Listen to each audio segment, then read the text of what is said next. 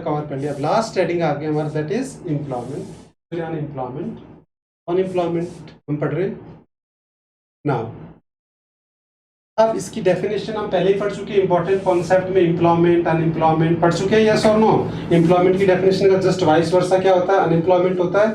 What is unemployment? The situation in which A person is willing to work, able to work, but does not get the work at a current wage rate. तो वही employment का just opposite. अब employment को major करने का क्या method है, मैंने पढ़ा है ना, ये भी हमने इंपॉर्टेंट टर्म्स में पढ़ा था। एम्प्लॉयमेंट को मेजर करने कैसे मेजर करेंगे कि हमारी कंट्री में कितना परसेंट लोग एम्प्लॉयड है या नहीं है, ये किससे मेजर करेंगे? कौन सा कॉन्सेप्ट यूज होता है सर? उसमें पार्टिसिपेशन। वैसे अगर आपको अनएम्प्लॉयमेंट मेजर करना है कि कितने परसेंट लोग हमारी कंट्री में अनएम्प्लॉयमेंट, तो उसको किससे मेजर करेंगे? Rate of unemployment. कैसे करेंगे? ये भी हम पहले डिस्कस कर चुके हैं। रेट ऑफ अनएम्प्लॉयमेंट कैसे निकलेगा, रेट ऑफ पार्टिसिपेशन कैसे निकलेगा, ये सब डिटेल में हम पहले डिस्कस कर चुके हैं। इंपॉर्टेंट टर्म्स के अंदर क्या फॉर्मूला, इसका कैसे फॉर्मूला बना, क्या ये सारा, यस और नो, ये सब कर चुके हैं। Yes sir. तो ये दोनों टॉपिक हो गए, मीनिंग और फॉर्मूला। अब आ जाते हैं features.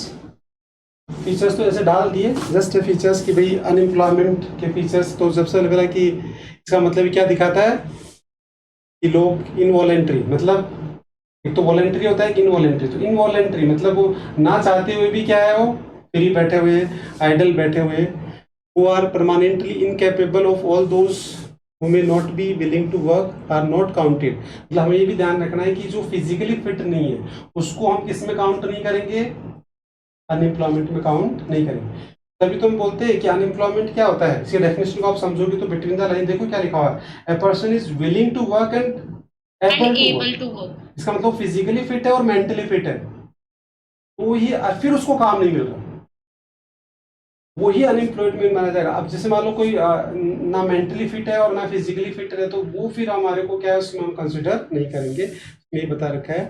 Then it means wastage of valuable resource. मतलब इसका मतलब अगर हमारे यहाँ कंट्री में अनएम्प्लॉयमेंट है तो इसका मतलब सीधा सा है, क्या मतलब है कि हमारे जो ह्यूमन रिसोर्स है, जो प्रॉपर, देखो अब आपने पढ़ लिया कि सबसे बड़ा रिसोर्सेज क्या है कंट्री के डेवलपमेंट में आज के टाइम में, सबसे बड़ा रिसोर्सेज क्या है, ह्यूमन रिसोर्सेज। और अगर वही प्रॉपर यूज नहीं होगा, और इंडिया के लिए सबसे बड़ा चैलेंज ये है, तभी तुम पढ़ते हैं करंट चैलेंजेस में ह्यूमन कैपिटल फॉर्मेशन चैप्टर, इसलिए तुमने पढ़ा कि आज इंडिया के लिए, क्योंकि पॉपुलेशन भी ज़्यादा है, और सबसे बड़ी चैलेंज ये है कि आज हमारा जो ह्यूमन कैपिटल फॉर्मेशन है उसको कैसे किया जाए, और उसके फिर हम कैसे ज़्यादा से ज़्यादा एम्प्लॉयमेंट देके हमारा जो कॉन्ट्रीब्यूशन ऑफ जो पॉपुलेशन है in the growth and development of country को बढ़ाना है। तो अगर अनएम्प्लॉयमेंट रहेगा तो डेफिनेटली क्या होगा, इसका मतलब गवर्नमेंट का फेलियर है, इसका मतलब हमारे जो ह्यूमन रिसोर्सेज यूटिलाइज नहीं हो रहे, इसका मतलब हम आगे जाके कभी भी डेवलप कंट्री नहीं हो सकते। तो ये सारे फीचर्स अंडरस्टूड है, वैसे यहाँ लिख दिया। बाकी चीज़ें हम पता है कि अनएम्प्लॉयमेंट होने के क्या क्या हमारे को नेगेटिव इम्पैक्ट्स हो सकते हैं, तो ये आप जस्ट पढ़ लेना वैसे ना। अब ये एक इंपॉर्टेंट है 1 मार्क्स के लिए, this is very important. Sources of data of unemployment, ये आ जाता है कई बार 1 मार्क्स में। तो 3 सोर्सेज है एनसीईआरटी के अकॉर्डिंग। सबसे पहला क्या है, सेंसस। सेकंड जो है वो नेशनल सैंपल सर्वे ऑर्गेनाइजेशन। अब इसका नाम चेंज हो गया है, देखो ये लेटेस्ट चेंज आ गया अभी रिसेंटली एनसीईआरटी में देखा था, उसका नेम चेंज हो, उसमें साफ लिखा हुआ है कि now this has been replaced national statistical office. हाँ, नेशनल स्टैटिस्टिकल ऑफिस हो गया है ना। तो नेशनल सैंपल सर्वे ऑर्गेनाइजेशन की जगह क्या हो गया, नेशनल स्टैटिस्टिकल ऑफिस। तो आई होप ये आपको चेंज है एनसीईआरटी के अंदर, नहीं एनसीईआरटी के अंदर, तो ये अभी रिसेंटली चेंज हुआ है, तो इसलिए ये आपको पता होना चाहिए। और थर्ड वाला सही है, तो ये तीनों ऑर्गेनाइजेशन आपको पता होना चाहिए, नेम ऑफ ऑर्गेनाइजेशन एंड या सोर्सेज ऑफ डेटा। मतलब आपको डेटा ऑफ अनएम्प्लॉयमेंट लेना है तो दीज आर द 3 सोर्सेज जहाँ से आपको डेटा मिलेगा। I hope it's clear. इसमें समझाने के लिए कुछ नहीं है, तो याद करना पड़ेगा आपको, यस और नो, ठीक है ना। उसके बाद टाइप्स ऑफ अनएम्प्लॉयमेंट। अब टाइप्स ऑफ अनएम्प्लॉयमेंट में देखो अपने नोट्स में फ्लो चार्ट बहुत ज्यादा बड़ा दे रखा है। हमारे सिलेबस के अकॉर्डिंग, एनसीईआरटी के अकॉर्डिंग ओनली हमारे को 2 ही करने। कौन कौन से करने हैं, सीजनल और डिस्गाइज, बस 2 ही करने हैं हमारे को। एक तो डिस्गाइज वाला करना है और एक सीजनल वाला, बाकी सब डिलीट मार दो। तो इसमें तो कट कर रखा है मैंने, आपके भी कट कर रखा है क्या डिटेल, फ्लो चार्ट ही है सारा, सब कुछ है। देखो एक बार नोट्स के अंदर सर सब कुछ है। तो देखो यहाँ तो मैंने सारे 18 रखे हैं, 2 ही करने हैं हमारे को, डिस्गाइज और सीजनल। मतलब हमारे सिलेबस में रूरल अनएम्प्लॉयमेंट को ही हम कर रहे हैं, बाकी को हम नहीं कर रहे। तो रूरल एम्प्लॉयमेंट में बेसिकली हम 2 ही कर रहे हैं, सीजनल और डिस्गाइज। एनसीईआरटी में दोनों दे रखे हैं। और ये आई एम वेरी श्योर कि आप लोगों ने ये शुरू से पढ़ते आ रहे हो, है ना? पहले भी पढ़ा आपने 9th 10th में भी, यस और नो? यस सर, पढ़ रखा है। तो देखो अब इसका एक शॉर्ट नोट्स तैयार करना है बच्चे। भाई हमें पता है कि हमारे यहाँ जो है 3 से 4 मार्क्स में आ सकता है, इसका क्वेश्चन ज़्यादा आएगा नहीं। अब डिस्गाइज पे आपको 3 to 4 मार्क्स का शॉर्ट नोट्स करना है। तो सबसे पहले क्या करना है? मीनिंग। उसके बाद में क्या करना है? एग्जाम्पल। और उसके बाद में इसमें डेटा भी दे रखा है, तो डेटा भी कर सकते हैं। तो देखो सबसे पहले इसमें मीनिंग हम देख ही लेंगे, फिर इसके बाद में इसमें सम ऑफ ये एग्जाम्पल भी ले सकते हैं हम इसमें, और एक डेटा भी। डेटा देखो इसका तो डेटा एनसीईआरटी में दे रखा है, बट सीजनल का नहीं दे रखा। अब एनसीईआरटी में इसका डेटा दे रखा है, जो 1/3 या कुछ ऐसा दे रखा है। एक बार देख के बताना क्या डेटा दे रखा है। जैसे जो टोटल अनएम्प्लॉयड है ना, उसका 1/3 जो है ना, वो क्या है? Disguise unemployed. ऐसा वो डेटा दे रखा है एनसीईआरटी में। यस सर, देख के बताना एक बार, जब तक हम बाकी डिस्कस कर रहे हैं। तो डिस्गाइज अनएम्प्लॉयमेंट क्या होता है पता है सबको? कि डिस्गाइज का मतलब क्या होता है? It refer to the when the number of workers क्या करते हैं? Working more than the required. Yes और नो? और ये बेसिकली किसमें होगा? एग्जांपल अगर हम देंगे तो एग्रीकल्चर वर्कर्स। एग्रीकल्चर सेक्टर एक ऐसा है जिसके अंदर बेसिकली ऐसा होता है। और क्यों होता है? इसके रीजन क्या है? क्योंकि जॉइंट फैमिली और लोग इलिटरेट है, अनएजुकेटेड है, तो वो लोग माइग्रेट नहीं करते, वहीं काम करते रहते हैं। इसमें मीनिंग एग्जाम्पल दे रखा है, ठीक है। और एक डेटा का आपके पास उसमें दे रखा है। कितना दे रखा है? मिला? 1/3। यस सर, 1/3 है। हाँ, 1/3 ही है। किसका 1/3 है? अनएम्प्लॉयड। सर देखो मैं पढ़ टोटल अनएम्प्लॉयड। यस सर, हाँ अनएम्प्लॉयड का ही है, मतलब disguised unemployed.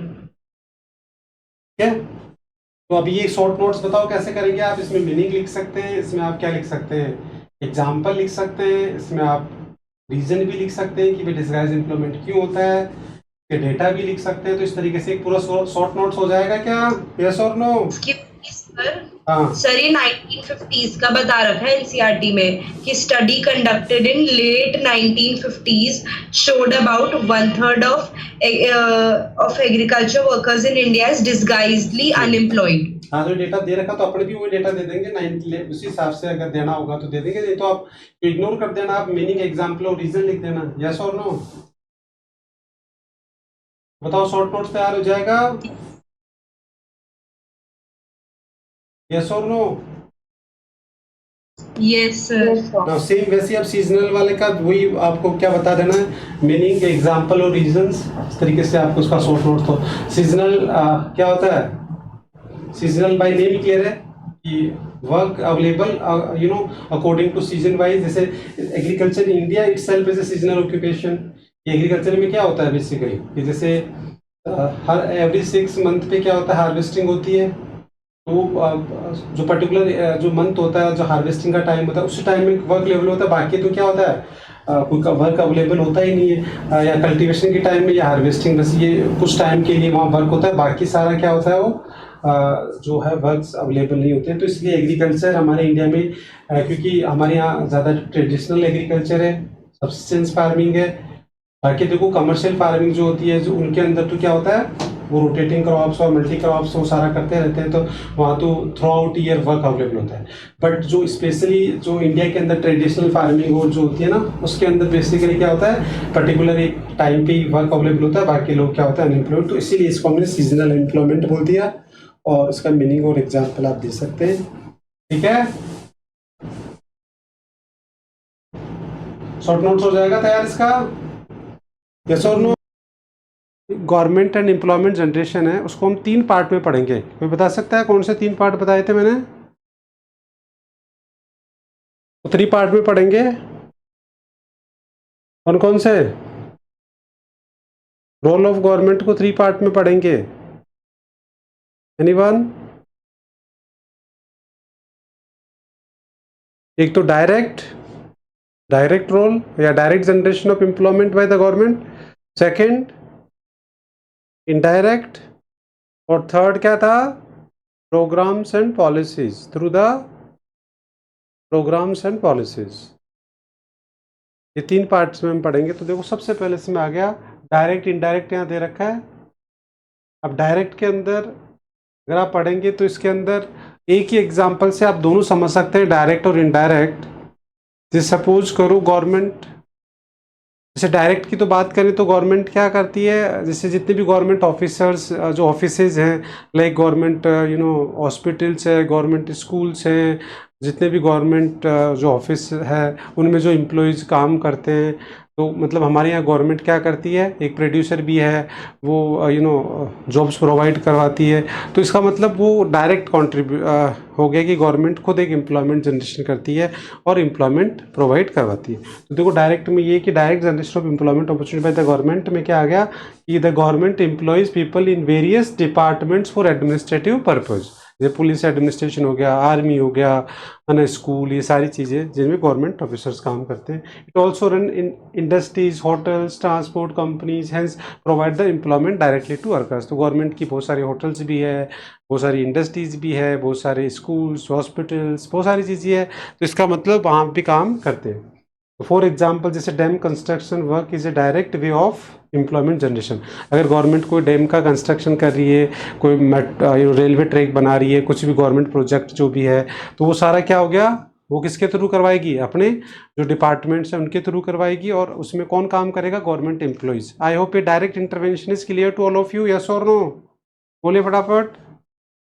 Yes sir, yes sir. ये बहुत ही जनरल से पॉइंट है, ये बस आप पढ़ लो, मन से भी लिख सकते हो सारा ना। उसके बाद में आता है बच्चे इनडायरेक्ट। अब इनडायरेक्ट के अंदर जैसे मान लो गवर्नमेंट, जैसे गवर्नमेंट कोई डैम बना रही है या गवर्नमेंट कोई ब्रिज बना रही है, पार्क बना रही है, तो अब उसके लिए क्या होगा, गवर्नमेंट को बहुत सारे क्या चाहिए, सीमेंट चाहिए, बहुत सारी कंक्रीट, जो ग्रेवल्स चाहिए, ये सारी चीज़ें चाहिए। तो इसके लिए क्या करेगा, वो किससे खरीदेगा, प्राइवेट से।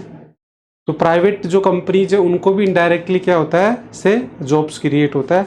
देखो इसके अंदर ये बता रखा है कि when the output of goods and services from the government enterprises increases. जैसे गवर्नमेंट का कोई ऑर्गेनाइजेशन है, उसका आउटपुट बढ़ेगा। जैसे मान लो गवर्नमेंट हॉस्पिटल है, अब गवर्नमेंट हॉस्पिटल में अगर मान लो उसका सर्विसेज बढ़ेगी, या गवर्नमेंट का कोई भी डिपार्टमेंट है उसका गुड्स, तो डेफिनेटली इसका मतलब क्या है कि वो सारे इनपुट्स कहाँ से लेता है, वो कहीं ना कहीं प्राइवेट से लेता है, तो इनडायरेक्टली उनको भी बेनिफिट मिलेगा। तो then the private enterprises which receive raw materials from the government enterprises will also raise their output and hence increase the number of employment opportunities in the economy। तो ये एक डायरेक्ट इनडायरेक्ट का example हो गया कि जब government के departments क्या करेंगे, ग्रो करेंगे, तो उसके साथ साथ क्या होगा, उससे रिलेटेड जो प्राइवेट सेक्टर्स है वो भी क्या करेंगे। जैसे एक एग्जांपल दें, जैसे कोई पार्क डेवलप होता है, जैसे अपने यहाँ सिटी पार्क डेवलप हो गया, अब उसके आसपास क्या हो गया, बहुत सारे कमर्शियल प्लॉट्स, कमर्शियल सारी चीज़ें। तो इसका मतलब कहीं ना कहीं कोई भी गवर्नमेंट डेवलपमेंट होता है तो उससे प्राइवेट सेक्टर को भी बेनिफिट मिलता है। अब जैसे फॉर एग्जांपल यहाँ दे रखा है कि when A government on steel company increases it's output. मान लो गवर्नमेंट एक स्टील कंपनी है और उसमें वो अपना आउटपुट इंक्रीज करता है, it will result direct increase in employment. ये तो किसका एग्जाम्पल हो गया, डायरेक्ट। अब in that government company the simultaneously private companies which purchase steel from it will also increase their output। इसका मतलब उससे जो वो इनपुट खरीद रहे हैं प्राइवेट सेक्टर वाले, तो डेफिनेटली उनको भी ज़्यादा इनपुट मिलेगा, तो भी ज़्यादा क्या करेंगे, प्रोडक्शन करेंगे, ज़्यादा एम्प्लॉयमेंट करेंगे। तो एक ही एग्जांपल से दोनों ही क्लियर हो गया, डायरेक्ट और इनडायरेक्ट, कि जो गवर्नमेंट स्टील कंपनी है वो डायरेक्ट है, और उसकी वजह से जो प्राइवेट सेक्टर में जो कंपनीज ग्रोथ कर रही है that is called indirect. I hope एक ही एग्जांपल से क्लियर है, डायरेक्ट इनडायरेक्ट, यस और नो? Yes sir. ना के बाद फिर एम्प्लॉयमेंट जनरेशन प्रोग्राम्स। मैंने कहा था 3 तरीके से गवर्नमेंट रोल प्ले करती है for the employment generation, direct, indirect और प्रोग्राम जनरेशन। प्रोग्राम जनरेशन के अंदर जैसे अभी जो प्रोग्राम्स है वो बहुत सारे अलग अलग प्रोग्राम्स होते हैं गवर्नमेंट के, for the employment generation, for the poverty alleviation programmes, government की स्कीम्स होती है। तो जैसे यहाँ 3 स्कीम दे रखी है, रूरल एम्प्लॉयमेंट जनरेशन प्रोग्राम जिसको हम मनरेगा बोलते हैं, और प्राइम मिनिस्टर रोजगार योजना, स्वर्ण जयंती, शहरी रोजगार योजना, तो ये 3 स्कीम दे रखी है। ऐसे बहुत सारी स्कीम्स हैं जो सेंटर स्पॉन्सर्ड होती है, स्टेट स्पॉन्सर्ड होती है, और जो डायरेक्टली इनडायरेक्टली क्या करते हैं, एम्प्लॉयमेंट, जिनसे गवर्नमेंट क्या करती है, गवर्नमेंट इसके थ्रू, जैसे अभी मनरेगा का एग्जांपल लो। अब मनरेगा के बारे में आपको कुछ तो आइडिया होगा, थोड़ा बहुत किसी को आइडिया कि मनरेगा स्कीम क्या है? सॉरी, रूरल एरियाज में क्या कहता है, डायरेक्ट एम्प्लॉयमेंट। मतलब मनरेगा जो है उसमें क्या होता है कि गवर्नमेंट 100 डेज का गारंटीड एम्प्लॉयमेंट, इनिशियली 100 डेज का था, फिर उसको 200 डेज कर दिया। इनिशियली लिमिटेड स्टेट्स में था, फिर उसको पूरे स्टेट्स में मतलब ऑलमोस्ट पूरे इंडिया में कवर कर दिया। तो अब गवर्नमेंट है ना 200 डेज का गारंटीड एम्प्लॉयमेंट देती है। जो APL BPL जो लोग होते हैं उनको गवर्नमेंट एक गारंटीड जॉब स्कीम देती है कि आपको, जैसे नॉर्मली क्या होता है कि रूरल एरियाज में बेसिकली क्या होते हैं, आपने देखा था सीजनल और डिसगाइज एम्प्लॉयमेंट होता है। तो उस वजह से क्या होता है कि वहाँ काम एक सीज़न में तो होता है, बाकी वहाँ जो वर्कर्स होते हैं वो फ्री बैठे रहते हैं। तो इस वजह से उनकी जो क्वालिटी ऑफ लाइफ है, जो इनकम है, कम होती है। तो गवर्नमेंट उस टाइम में क्या करती है, उनको एम्प्लॉयमेंट प्रोवाइड करवाती है। तो वहाँ क्या करते हैं, वो डेवलपमेंट एक्टिविटीज़ करते हैं, जैसे वहाँ कोई रोड बना दी, कुछ भी मतलब कुछ ना कुछ ऐसा काम करती है गवर्नमेंट, जिसकी वजह से वहाँ के जो लोग हैं APL BPL वाले हैं उनको क्या मिलता है, गारंटेड। वो क्या करती है 200 डेज का, पूरी साल के अंदर 200 दिन वो आप एम्प्लॉयमेंट ले सकते हैं। तो वो उनके अकॉर्डिंग आराम से उनको 200 दिन की गारंटी के साथ गवर्नमेंट एम्प्लॉयमेंट देती है। तो ये एक मनरेगा स्कीम्स है, रूरल एम्प्लॉयमेंट जनरेशन प्रोग्राम्स। ठीक है, अब इसके बारे में आपको एक शॉर्ट नोट तैयार करना है। स्कीम NCERT में थी, रूरल डेवलपमेंट, प्राइम मिनिस्टर और स्वर्ण जयंती। बट अभी जो रिसेंटली मैंने NCERT देखी उसमें केवल बस लिटिल बिट अबाउट मनरेगा के बारे में बस इतना सा ये लिखा हुआ है।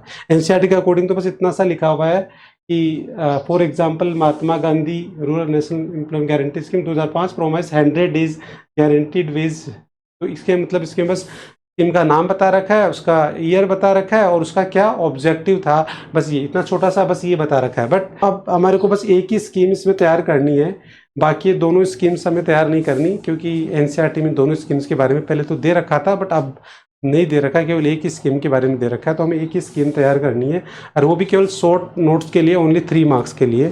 जिसमें क्या करना है कि स्कीम का जो नेम है, व्हेन वाज उसको रीनेम किया गया, व्हेन वाज एक्ट पास हुआ, फिर उसके बाद में उसमें कितने डेज का एम्प्लॉयमेंट प्रोवाइड होता है, उसका कितना कवरेज था, उसके ऑब्जेक्टिव क्या थे। तो एक छोटा सा शॉर्ट नोट्स हमारे को मनरेगा पे तैयार करना है। अब इसके अंदर यहाँ जो बता रखा है वो बेसिकली जो है, इसमें आगे जो बता रखा है कि जितने भी प्रोग्राम्स होते हैं बेसिकली गवर्नमेंट के, जो भी प्रोग्राम्स होते हैं चाहे अनएम्प्लॉयमेंट और पॉवर्टी से रिलेटेड, उनका टारगेट एरिया क्या होता है बेसिकली। तो उनके ये टारगेट एरिया बता रखे इन जनरल। ये सारे प्रोग्राम जो भी होते हैं वो कहीं ना कहीं या तो वो हेल्थ से रिलेटेड होंगे, प्राइमरी हेल्थ से रिलेटेड, या फिर वो प्राइमरी एजुकेशन से रिलेटेड होंगे, या रूरल ड्रिंकिंग वाटर से होंगे, या न्यूट्रिशन से होंगे, या असिस्टेंट। मतलब these are the target areas of programmes schemes which is launched by the government. अब वो अलग अलग प्रोग्राम्स के अलग अलग ऑब्जेक्टिव होते हैं, बट यहाँ जनरलाइज कर दिया है कि दीज आर द मैक्सिमम क्या हो सकते हैं कि या तो कोई ना कोई स्कीम या तो किससे रिलेटेड होगा, प्राइमरी हेल्थ से, या न्यूट्रिशन से, एजुकेशन से। ये सारी चीज़ें यहाँ बता रखी है कि ये टारगेट एरियाज होते हैं बेसिकली ना। उसके बाद कंस्ट्रक्शन ऑफ हाउसेज, सैनिटेशन है ना, रोड्स, डेवलपमेंट ऑफ वेस्ट, ये सारे ऐसे एरियाज हैं जिनको टारगेट करके गवर्नमेंट ने ये जितनी भी एम्प्लॉयमेंट स्कीम्स है वो लॉन्च करी है बेसिकली। हालांकि हमारे सिलेबस में सारी स्कीम्स नहीं है, बहुत सारी स्कीम्स है सेंटर की और स्टेट की। केवल हमारे को तो बस एक ही स्कीम जो है उसका भी शॉर्ट नोट तैयार करना है, दैट इज़ मनरेगा। बाकी हमारे सिलेबस में नहीं है। बट ब्रॉडली अगर हम देखें तो जितनी भी स्कीम गवर्नमेंट लॉन्च करती है मोर एंड लेस उनका टारगेट यही जो एरिया है, जो रूरल एरियाज में क्या है बेसिकली डेवलप्ड नहीं है, तो उनको डेवलप करने के लिए गवर्नमेंट क्या करती है, एक स्पेशल स्कीम लेके आती है, एक पैकेज लेके आती है। तो ये टारगेट एरियाज बता रखे हैं, ये टारगेट एरियाज होते हैं। तो जैसे अभी अपन मनरेगा तैयार करें तो मनरेगा का टारगेट एरिया क्या है, इनमें से बताओ। मनरेगा का टारगेट एरिया क्या हो गया, ये वाला rural development, community assist generate wage rate employment, ये वाला। तो ये वेज रेट, इसका मतलब हमारे सिलेबस में केवल एक ही स्कीम है, बाकी इसमें ओवरऑल ये सारे टारगेट एरियाज दे रखे हैं। तो इस तरीके से ये बच्चे, अब हमारा क्या हो गया, तीनों पार्ट गवर्नमेंट का हो गया कि गवर्नमेंट का जो रोल है एम्प्लॉयमेंट जनरेशन में वो 3 तरीके से होता है, डायरेक्ट, इनडायरेक्ट और through the programmes and schemes by the government. I hope ये तीनों पार्ट समझ में आ गए क्या सबको? यस और नो? Yes, sir. Correct. तो बताओ, डायरेक्ट और इनडायरेक्ट तो एक ही एग्जाम्पल से समझा सकते हो आप? एक ही एग्जाम्पल से दोनों समझा सकते हैं? जैसे अपने नोट्स में दे रखा है कि स्टील कंपनी का एग्जाम्पल दे रखा है कि भाई अगर गवर्नमेंट की कोई स्टील कंपनी है और तो उसका मतलब उस स्टील कंपनी में गवर्नमेंट प्रोडक्शन कर रही है, तो वहाँ जो वर्कर काम कर रहा है वो किसका एग्जाम्पल है बताओ? डायरेक्ट, ठीक है। और वो जो गवर्नमेंट की कंपनी है वो ग्रोथ कर रही है, मान लो उसका प्रोडक्शन बढ़ रहा है और उसकी वजह से क्या हो रहा है, प्राइवेट सेक्टर की कोई कंपनी है जो इससे रिलेटेड है उस वो भी ग्रो कर रही है, तो वो कौन सा हो गया? इनडायरेक्ट। Indirect. थर्ड क्या होगा? Employment programmes, employment generation programme, जिसमें हमारे को बस हमारे सिलेबस के अकॉर्डिंग एक ही प्रोग्राम पे शॉर्ट नोट्स तैयार करना है, मनरेगा पे।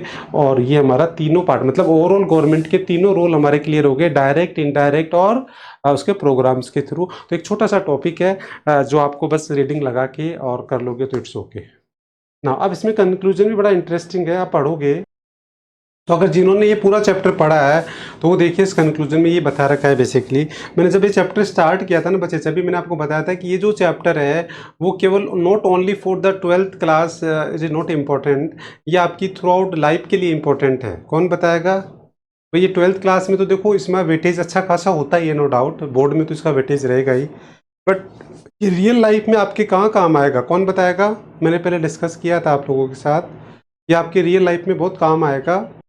This chapter will be very important. मतलब अभी 12th के बाद ही आपको क्या करना है बताओ? आफ्टर 12th तुरंत, इवन आफ्टर 12th क्या, अभी देखो अभी more and less in the month of November December में ही बहुत सारी ऐसी यूनिवर्सिटीज़ कॉलेजेस जो जिनके एडमिशन जो है ना उनके फॉर्म अवेलेबल हो गए, वो आपको फिल करने उनकी लास्ट डेट आ जाती है।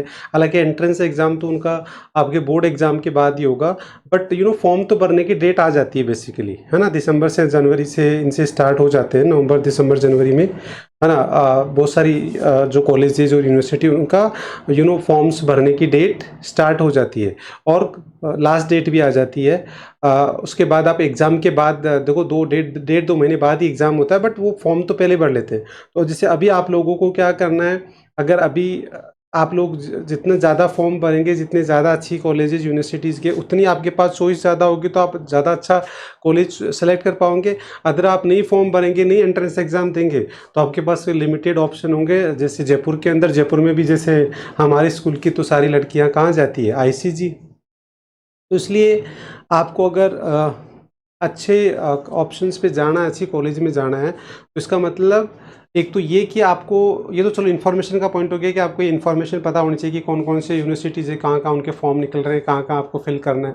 बट इसके साथ अब आपको देखना है कि उनमें से किस कोर्स के लिए आपको अप्लाई करना है, वहाँ ये चैप्टर काम आएगा। कैसे काम आएगा कि आपको भी पता लग गया कि हमारे इंडिया के अंदर जो एम्प्लॉयमेंट है और जो अनएम्प्लॉयमेंट सिचुएशन है वो क्या है, एम्प्लॉयमेंट का क्या नेचर है, क्या प्रॉब्लम्स हैं, कैजुअल वर्कर्स कहाँ कितने ज़्यादा है, जॉबलेस ग्रोथ कितना है, ठीक है, ओवरऑल पार्टिसिपेशन रेट क्या है, ये सारी चीज़ें आपको पता लगी। तो आपको पता लग गया कि यार कंपटीशन बहुत ज़्यादा है हमारे यहाँ इंडिया के अंदर, एम्प्लॉयमेंट बहुत मुश्किल से मिलता है और बहुत ही अच्छा, अगर हम फॉर्मल सेक्टर की बात करें और प्रॉपर जॉब तो मिलना अपने आप में एक बहुत बड़ा अचीवमेंट है। तो इसकी तैयारी अभी से आपको पता लग जाएगा कि यार हमें अच्छे से तैयारी करनी है और अच्छे से करके और अच्छा जॉब लेना है। तो और फिर अब जो ये कंक्लूजन पढ़ने के बाद में आपको ये पता लग रहा होगा कि अब आपको ये समझ में आता है इस चैप्टर को पढ़ने के बाद में कि इंडिया के अंदर कौन से सेक्टर जो है वो बूम कर रहे हैं। और आने वाले, अभी जैसे AI ने क्या कर दिया, पूरा ट्रांसफॉर्मेशन ही कर दिया। अभी AI के बारे में तो यहाँ डिस्कशन ही नहीं है। तो सोचो AI ने तो आके बहुत सारे ट्रेडिशनल कोर्सेज है जिनको क्या कर दिया, जॉब्स को ख़त्म ही कर दिया। तो अब आने वाले टाइम में आप ये देखो कि आज से लेके 10 साल तक कौन से जो सेक्टर्स हैं जिनके अंदर बूम होगी, कौन से, अभी ये अपने ह्यूमन कैपिटल फॉर्मेशन में पढ़ा था, आपको याद है ना, उसमें हमने पढ़ा था ना कि ऐसे सेक्टर्स हैं जो बहुत सारे सेक्टर्स हैं। एजुकेशन पॉलिसी 2021 के अकॉर्डिंग हमने पढ़ा था ना, उसमें याद है, बहुत सारे सेक्टर्स पढ़े थे ह्यूमन कैपिटल फॉर्मेशन में जो आगे जाके बूम करेंगे। जैसे डेटा साइंस हो गया, एनवायरनमेंट से रिलेटेड हो गया, एग्रीकल्चर हो गया, जैसे ह्यूमैनिटीज सेक्टर, ह्यूमैनिटीज़ के अंदर भी बहुत सारे, जैसे आर्ट डिज़ाइन, ऐसे हमने देखा था। यस और नो? सेम देखो यहाँ भी बता रखा है Yes, कि sir. जैसे हमारे यहाँ सर्विस सेक्टर बहुत ज़्यादा बूम कर रहा है, सर्विस में भी आउटसोर्सिंग है, आपको पता ही है कि ये हमारा इंडिया का जो सबसे इम्पोर्टेंट सेक्टर है और ये स्पेशलाइजेशन है, तो यहाँ हमेशा जॉब्स अवेलेबल रहती है। इसके अलावा फिर देखो ये कि ये वाला जो ट्रेडिशनल वाला जो है कि वर्क फ्रॉम होम, आजकल क्या हो गया, अब ये कोविड से पहले भी ये कंक्लूजन था और अभी भी यही है, तो ये कोविड से पहले भी ये बताया था कि वर्क फ्रॉम होम कल्चर का स्टार्ट हो गया इंडिया के अंदर। हालांकि देखो वर्क फ्रॉम होम जो है वो it's not a good for the employment, for the quality of employment, क्योंकि वर्क फ्रॉम होम अगर आप करोगे तो उसमें क्वालिटी ऑफ एम्प्लॉयमेंट नहीं मिलता, मतलब आपको प्रॉपर उसमें अच्छी सैलरी और अच्छे आपको सारी चीज़ें नहीं मिलती है। बट एक फ्लेक्सिबल होता है, मतलब आप घर बैठे जो लोग नहीं जा सकते वो कर सकते हैं। और इसके साथ ही फिर बता रखा है कि हमारे यहाँ इनफॉर्मल सेक्टर में जॉब ज़्यादा क्रिएट हो रहे हैं, और इसी के साथ ये बता रखा है कि हमारे यहाँ जीडीपी तो बढ़ रहा पर जॉबलेस ग्रोथ हो रही है। ये सारे कंक्लूजन, मतलब इसने पूरे चैप्टर को कंक्लूड किया है यहाँ, तो ये सारे पॉइंट्स इसके अंदर दे रखे हैं। तो पूरा जो चैप्टर पढ़ा उसी को यहाँ कंक्लूड कर रखा है कि ये बता रखा है कि कौन से सेक्टर्स में जॉब क्रिएट हो रहे हैं, कौन से में जो अच्छे जॉब्स क्रिएट हो रहे हैं, कुछ कौन से में जो है वो टेम्परेरी जॉब्स हैं, कैजुअल है, इनफॉर्मल सेक्टर, ये सारी चीज़ें बता रखी है। यस और नो, यही है कंक्लूजन। आप देखिए बच्चे, इस पूरे चैप्टर की टारगेट स्टडी, तो इस चैप्टर की टारगेट स्टडी की मैं बात करूं तो केवल 5 पॉइंट्स आपको टारगेट स्टडी, केवल ओनली 5 टॉपिक्स आपको इसमें तैयार करने हैं, बाकी पूरा चैप्टर आपको पढ़ना है। कोई बता सकता हो 5? वैसे तो मैंने ऑलरेडी डिस्कस कर लिया है, बट एक बार के लिए किसी को बता सकते हैं कि इसमें 5 टॉपिक कौन से तैयार करने हैं पूरे चैप्टर के अंदर? केवल 5 टॉपिक को तैयार करना है, बाकी चैप्टर क्या करना है, रीडिंग लगानी है। सबसे पहला कौन सा टॉपिक है? Participation rate. Participation. और पार्टिसिपेशन पे कितने टाइप के क्वेश्चन बनते हैं ये भी हमने डिस्कस किया है कि पार्टिसिपेशन रेट जो है, जैसे हम कंटेंट में चले, हम कंटेंट पे आ जाते हैं, तो देखो पार्टिसिपेशन रेट वाला जो टॉपिक है उस पर कितने टाइप के क्वेश्चन बनते हैं ये मैंने डिस्कस कर लिया था। Yes, sir. बताओ।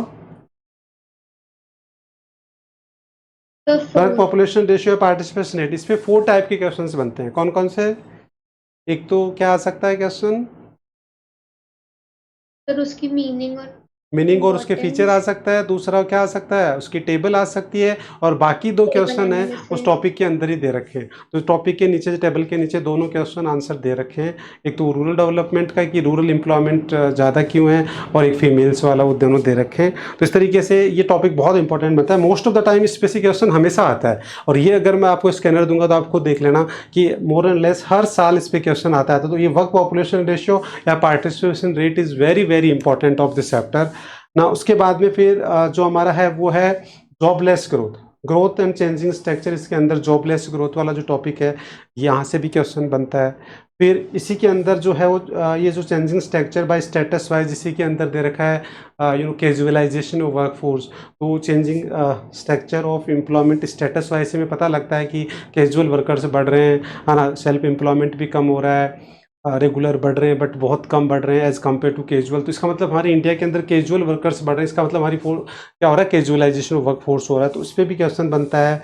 और उसके बाद में इनफॉर्मलाइजेशन, ये एक टॉपिक है। इनफॉर्मलाइजेशन मतलब फॉर्मल सेक्टर, इनफॉर्मल सेक्टर। तो इनफॉर्मल सेक्टर में क्या हो रहा है, आपने डेटा देखा था कि इनिशियली 1970s के अंदर क्या था, आपने देखा था कि 94% इनफॉर्मल सेक्टर और केवल 6% क्या है, तो वो सारा डेटा वेटा सब बनाना पड़ता है। तो इनफॉर्मलाइजेशन एक बहुत बड़ी प्रॉब्लम है। तो ये 4 टॉपिक तो एम्प्लॉयमेंट से रिलेटेड हो गए। इनफॉर्मलाइजेशन हो गया, कैजुअलाइजेशन हो गया, जॉबलेस ग्रोथ और पार्टिसिपेशन। यहाँ से हमेशा क्वेश्चन, ऐसा हो ही नहीं सकता कि इसमें से 2 टॉपिक भी क्वेश्चन नहीं आए, 100% आएगा। और अनएम्प्लॉयमेंट में मेरे को जहाँ तक लगता है बस वो केवल एक ही टॉपिक तैयार करना है, और वो करना है अनएम्प्लॉयमेंट के अंदर टाइप्स ऑफ अनएम्प्लॉयमेंट, जिसमें सीजनल और डिस्गाइज, उन पे एक शॉर्ट नोट तैयार कर लो बस। क्योंकि सीजनल और डिस्गाइज का एक 3 मार्क्स में दोनों का अलग अलग शॉर्ट नोट तैयार कर लो बस। उसके अलावा अनएम्प्लॉयमेंट में बस रीडिंग लगा लो केवल, क्योंकि देखो अनएम्प्लॉयमेंट में और है ही क्या, और 1 मार्क्स के क्वेश्चन बनते हैं, उस पर मीनिंग, उसका रेट ऑफ अनएम्प्लॉयमेंट, के सोर्सेज, इसके अलावा उसमें डायरेक्ट इनडायरेक्ट और वो रोल ऑफ गवर्नमेंट, वो सारे क्या है ऐसे टॉपिक्स है कि आप पढ़ के चले जाओगे तो भी आराम से उसके कर सकते हो। तो मेनली जो आपको इसमें बस अच्छे से तैयार करना है वो डिस्गाइज सीजनल, उस पर तैयार कर लो। तो इस तरीके से पूरे 5 टॉपिक्स हो गए कि टाइप्स ऑफ अनएम्प्लॉयमेंट एक हो गया, और 4 टॉपिक कौन से हो गए जो मैंने आपको बता दिया। तो ऐसे उन 5 पे आपको टारगेट रखना है, और बाकी फिर क्या करना है पूरा चैप्टर रीडिंग। अदरवाइज ये क्या होता है, ये चैप्टर सर बच्चों, डिफरेंस टेबल्स नहीं करनी? अरे वो तो वैसे हो जाती है, करने की क्या जरूरत है, वो तो बहुत इजी सी डिफरेंस के टेबल है। मतलब उसको टारगेट स्टडी थोड़ी बोल सकते हैं, वो तो एक बार पढ़ने के बाद ही कर लोगे आप, तो इसलिए मैं उसको टारगेट स्टडी नहीं मानता। टारगेट स्टडी का मतलब मेरा है कि जो टफ भी है और जिसकी पॉसिबिलिटीज़ बहुत ज़्यादा है एग्जाम में आने की, मतलब उसको तो ऐसा, मैं जो टारगेट स्टडी बता दूँ इसका मतलब उसको तो बहुत अच्छे से तैयार करना है, या अगर उससे रिलेटेड कोई क्वेश्चन आ गया तो आपका हाफ मार्क्स नहीं कटे, वो हम बेसिकली चल रहे हैं। तो नॉर्मली क्या होता है, चैप्टर बच्चों को बहुत टफ लगता है क्योंकि थोड़ा सा लेंथी है नो डाउट, बट वैसे इजी भी बहुत है अगर एक समझ में आ गया तो आपको। तो इस तरीके से इस चैप्टर को हमने कंप्लीट कर दिया। और कोई प्रॉब्लम इस चैप्टर में बताओ? देखो देखने में बहुत बड़ा चैप्टर लगता है ये, बाकी हालांकि वैसे No, sir. अगर आपने पूरा पढ़ा तो इस देखो कितना बड़ा कंटेंट है इसका, बट वैसे ज़्यादा कोई टफ है नहीं अगर हम इसको तरीके से पढ़ें। तो आई होप क्लियर है सबको।